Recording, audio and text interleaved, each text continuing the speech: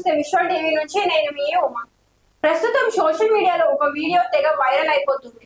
ఇజ్రాయెల్లోని tell Aviv అనే నగరంలో కాకులు గుంపులు గుంపులుగా చేరి ఆకాశం మొత్తం కమ్మేస్తున్నాయి.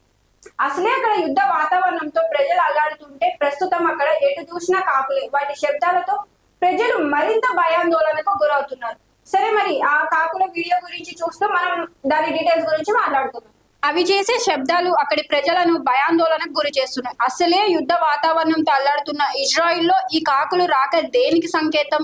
ఇది రాబోయే వినాశనానికి సూచిక, లేదా దీని వెనుక ఏదైనా శాస్త్రీయ కారణం ఉందా అన్న దాని గురించి మాట్లాడుకుందాం.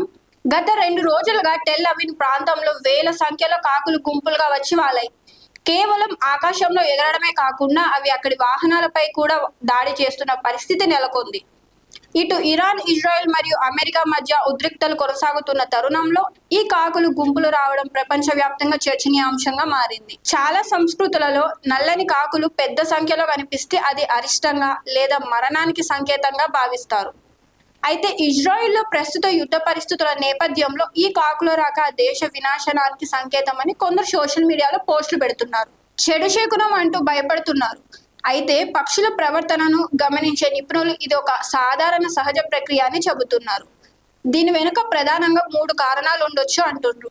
అయితే మొదటిది, ప్రతి సంవత్సరం సుమారు 50 కోట్ల పక్షులు ఇజ్రాయిల్ మీదుగా వలస వెళ్తుంటాయి. గూడు కట్టుకునే సమయంలో ఇలాంటి హుడెడ్ కాకులు గుంపులుగా పట్టణాలకు వస్తుంటాయి.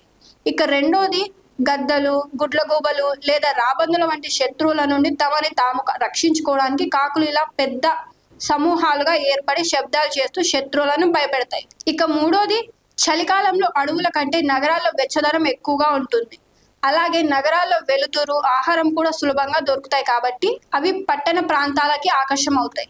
ప్రస్తుతానికి ఈ కాకుల విహారం వెనుక ఎటువంటి అతీంద్రియ శక్తులు లేవని, ఇది కేవలం పక్షుల సహజ ప్రవర్తన అని శాస్త్రవేత్తలు స్పష్టం చేస్తున్నారు. కానీ యుద్ధ భయంలో ఉన్న ప్రజలకు మాత్రం ఈ దృశ్యాలు కంటి మీద కునుకు లేకుండా చేస్తున్నాయి.